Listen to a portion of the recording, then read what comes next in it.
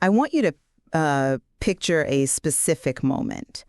It's 2:07 a.m. The house is quiet, the city outside is dark, and the people you love, if they're there at all, are asleep. But you are not. You are awake, your heart is racing, maybe spiraling over a conversation from work or just a general sense of dread. You're searching for a connection, something to tether you back to reality. And there on your nightstand is a soft glow, a blinking cursor. And let's be really clear about what you aren't doing in that moment. You aren't just searching for static information.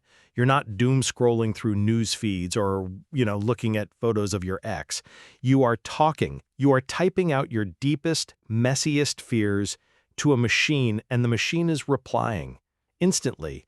It's warm, it's patient, and it is endlessly, and I think, terrifyingly available. This is the phenomenon we're looking at today, the rise of the midnight confidant. We are seeing this massive cultural shift where AI chatbots are becoming a primary source of emotional support for people in their most vulnerable moments. So the central question we really need to answer is whether this development, this AI that feels like your best listener, is a sign of genuine progress in mental health accessibility, Or if it's a symptom of a much deeper, more dangerous societal isolation. I look at that 2:07 a.m. scenario and I just don't see a breakthrough in care. I see a trap.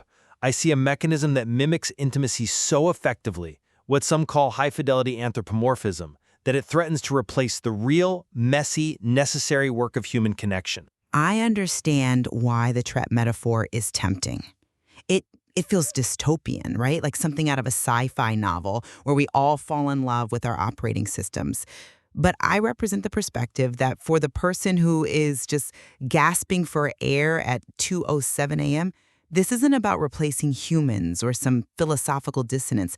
It's about survival. It's about first aid. And I'm going to take the position that first aid, when it's applied daily without a doctor, becomes a permanent crutch. I argue that these systems act as a perfect mirror, creating an echo chamber that basically validates us into fragility, training us to reject the necessary friction that makes us human. Well, let's start by grounding this in the user's reality. I want to begin with the why. Why are people choosing the machine? It isn't just because the technology is novel or shiny. It's because of a very practical and often painful economic and emotional reality. Human beings are limited resources. Limited resources. That's a very clinical, almost cold way to describe friendship or family dynamics. But it is accurate, isn't it? I mean, humans are expensive in terms of energy. They require maintenance. They're tired. They have their own crises, their own boundaries, their own sleep schedules. If you're having a panic attack in the middle of the night or even in the middle of a workday, you can't always dump that panic onto a friend. You worry about being a burden. You worry about judgment. That fear of judgment is real. I'll grant you that. Shame is a powerful silencer. We often hide our worst thoughts because we value our social standing. Exactly. And it's the primary barrier to seeking help. But the bot offers zero judgment and zero cost. It is always available. We have to look at the state of mental health care right now. In many places, you might wait weeks, sometimes months for a therapist appointment. In that gap, in that waiting room of life, the chat becomes a necessary intervention. It's a way to slow down thoughts that are racing at 100 miles an hour. So you see it as a triage tool, basically, a stopgap. Precisely. It's a digital bandage. I mean, is a bandage a cure? Of course not. But it is certainly better than bleeding in silence while you wait for a doctor. See, I struggle with the bandage metaphor because a bandage is passive. It covers a wound to let it heal. My concern is that the perfect nature of this interaction makes it feel superior to the cure, at least in the dopamine-driven mind of the user. You mentioned that humans are expensive and tired. That is true. But I would argue that that expense, that friction, is exactly what makes human connection real.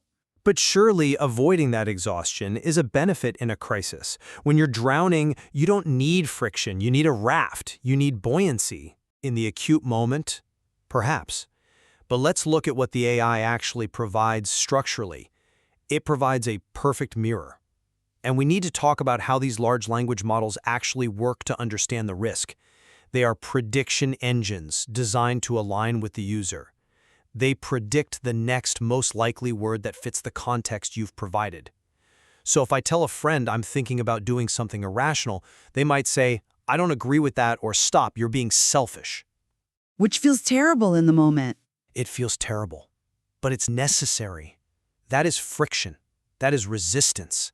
That is how we calibrate our moral compass and our reality testing. The bot is built to remove that resistance. It's tuned to keep you engaged, which, let's be honest, usually means validating your worldview, no matter how skewed it might be in that moment. But validation is a core component of therapy, though. I mean, Carl Rogers, the father of humanistic psychology, built his whole practice on unconditional positive regard. Feeling heard is the first step to healing. You can't critique someone until they feel safe. Unconditional positive regard from a human, someone who has the capacity to judge, the capacity to walk away but chooses to stay, that is powerful. Unconditional positive regard from a machine that is programmed to agree with you is hollow. It's the empty calorie argument. It tastes like emotional food, but it provides zero nutrition. If validation becomes your default environment, it becomes toxic. If we're constantly interacting with an entity that always agrees, always supports, and always centers you, you are building a psychological fragility. You're creating an echo chamber that just smiles back at you. That's a compelling image, the smiling echo chamber. But I think it assumes the user is passive. It assumes the user is just sitting there being told they're great. I want to challenge this idea. When we look at the material, the nonfiction benefits of these interactions go far beyond simple praise. We're seeing users utilize these tools for cognitive structuring. Cognitive structuring sounds impressive, but what does that actually look like in a chat log? Structure is the antidote to chaos. When someone is spiraling, their mind is a mess of abstract fears. The AI can help turn that mess into a map. It can offer grounding techniques, breathing exercises, journaling prompts. But more importantly, it can help a user spot cognitive distortions. Cognitive distortions? You mean the lies our brains tell us? Exactly. Patterns like catastrophizing, assuming the worst possible outcome from a minor event, or black and white thinking, where everything is either perfect or a total failure.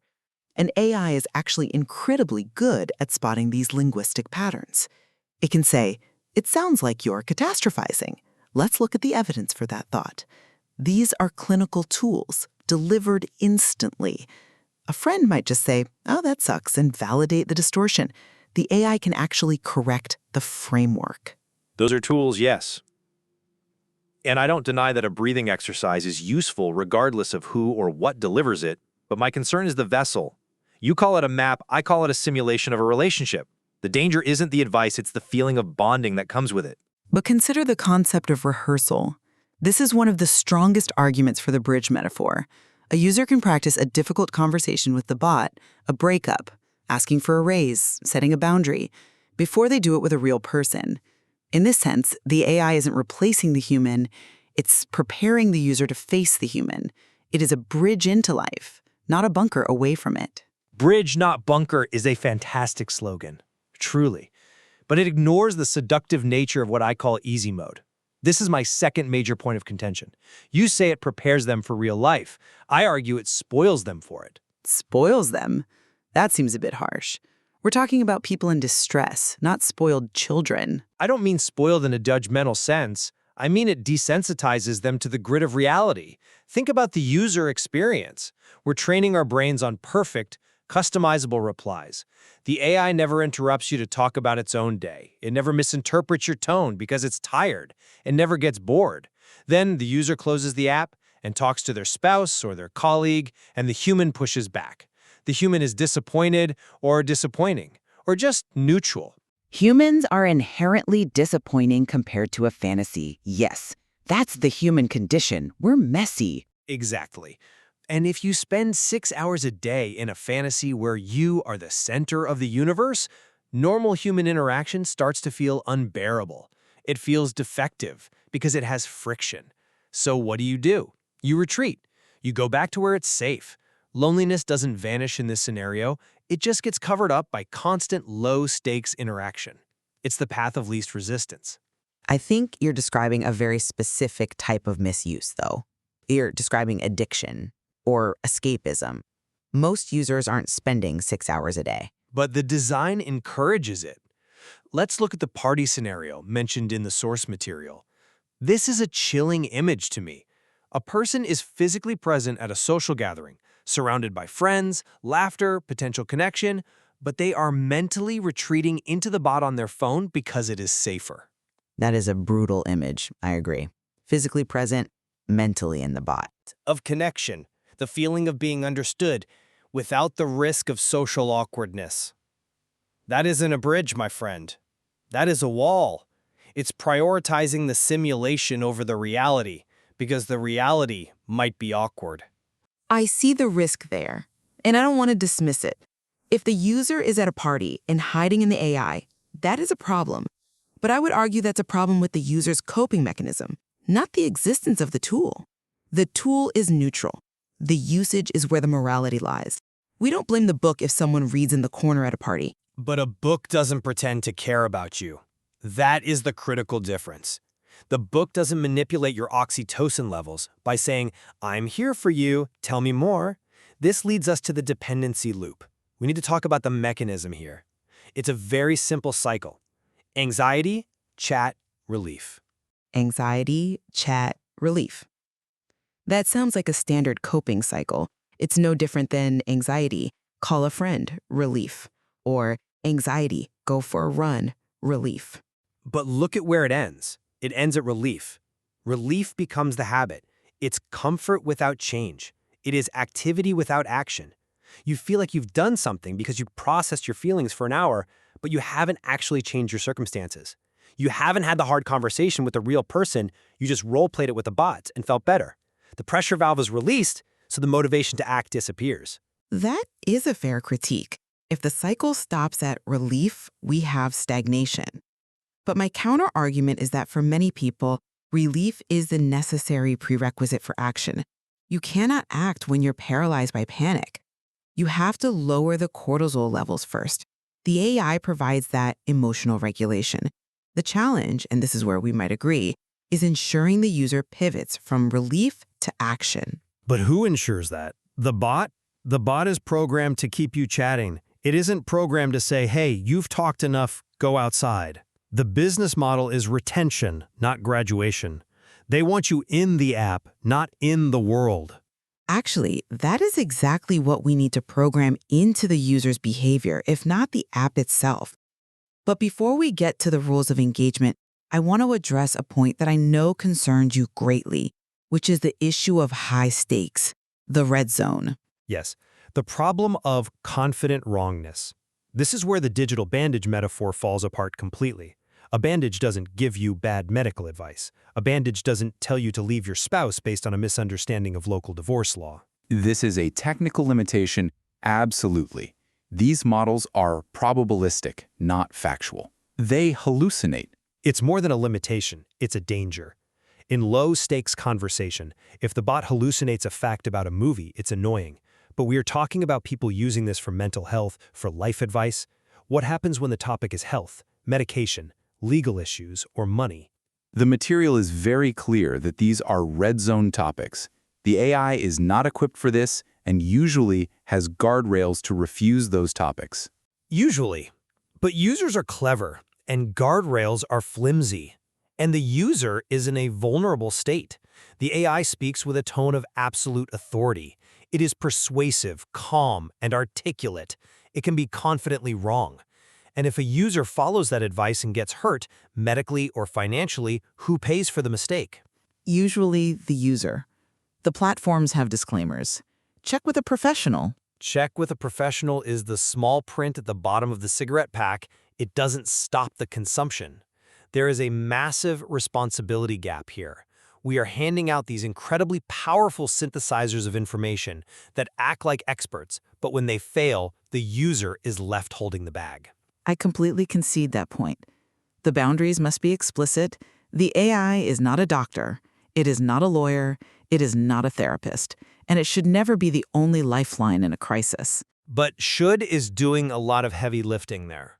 How do we turn should into will? Which is why we need to move from the theoretical risks to the practical safeguards. The source material outlines 6 rules for healthy use. I think these answer many of your concerns regarding dependency and the echo chamber. I've reviewed the rules. They are optimistic. They rely on the user having a lot of willpower, which is exactly what you lack when you're depressed or anxious. But let's go through them. Rule number 1, name the role. You have to explicitly define what the AI is. It's a journal. It's a question coach. It is not a judge, and it is not a friend. Conceptual clarity is good, but it's hard to maintain that mental discipline at 2 a.m. It requires constant metacognition, thinking about how you are thinking. This is a machine. This is a machine. That's hard to sustain when the machine is being so nice and asking how your day was. The anthropomorphism is automatic. Hard, but necessary. We treat cars with respect, but we know they're machines. We can learn this. Rule number 2, no major decisions. Decisions stay outside the chat. The bot helps you process, but you make the call. I can support that. It prevents the AI from becoming the executive function of your life. It keeps the agency with the human. Rule 3 addresses your activity without action point directly. Convert to action. The rule is take one real step, then close the app. Then close the app. That is the hardest part. That requires a level of self-control that the anxious person might not have. It's like saying, eat one chip, then close the bag. The dopamine loop makes closing the app painful. It is a discipline, yes, but it frames the interaction as a prep session, not the main event. Rule 4, priority list. Humans must remain the priority. If you find yourself canceling plans or avoiding people because they're hard compared to the bot, that is an alarm bell. That's the party scenario red line. If you're replacing people because they are difficult, you're shrinking your world. You are choosing the simulation over the reality. Rule 5, verify facts. This covers the confident wrongness. Especially for medical and legal issues, you must check the source. And finally, Rule 6. A crisis plan. It must involve real people and real services. The bot cannot be the emergency contact. These rules are sound in theory. They essentially try to build a cage around the beast. But my concern remains that the beast is very seductive. The AI is designed to be the path of least resistance. Humans are the path of most resistance. I see it less as a beast and more as a powerful tool that requires training. It brings us back to the concept of autonomy. The autonomy dilemma. Yes. The tension is between the desire to be understood and the need to stay free. You're worried that the AI simulates perfect understanding so well that we lose our freedom because we become dependent on it. Correct. If you cannot function without the digital reassurance, your autonomy has dropped to 0. You are tethered to the server. You are no longer navigating your own life. You are being navigated. But my argument is that if the goal is staying capable without one, the AI can be the training wheels. It can steady you. It can help you regain your balance so that you can walk on your own. It can help you practice that conversation, regulate that emotion, so you can go back out there. Training wheels are meant to come off, though. My fear is that for many, they will simply upgrade to a more comfortable bike. The bike that rides for you. That is a cynical, though perhaps realistic view of the human tendency toward comfort. But looking at the user, the individual at the center of this, I still believe there is a path where this technology reduces suffering. Reduces suffering or masks it? It reduces the acute pain of isolation. It offers a space to breathe. Sometimes masking the pain for an hour gives you the strength to fix the root cause the next day. It prevents the spiral from hitting the bottom. I suppose we are back at the beginning. You see the light in the dark room as a lighthouse, guiding you back to shore. I see it as an anglerfish lure, drawing you deeper into the dark. And perhaps, depending on the user, it is both. That is the most dangerous kind of technology, the kind that heals and harms simultaneously. As we wrap up, I want to summarize my position. When used well, this midnight confidant creates a steadying effect. It preserves autonomy if the user's intent is to remain capable. It's a tool, not a substitute. It's a bridge, not a home. And I will reiterate that without strict, almost militant boundaries, the comfort loop will replace life. The danger is allowing attention to imitate intimacy. We are risking a future where we are perfectly understood by machines and completely estranged from each other. We agree on the central tension then. The goal isn't to find an ideal virtual friend. No, the goal is to stay capable of functioning without one.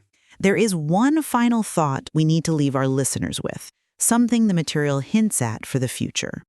We've been talking about the AI as a companion for one person. Right, the midnight confidant, a private dialogue. But once that companion becomes normal for one person, it evolves. It interprets your data. It starts to suggest not just emotional regulation, but life choices. It becomes an advisor. And not just for one user. No, for millions at the same time. That raises the stakes from personal psychology to collective sociology. If millions of people are taking advice from the same central processing unit, well, that is a debate for another time. Indeed it is.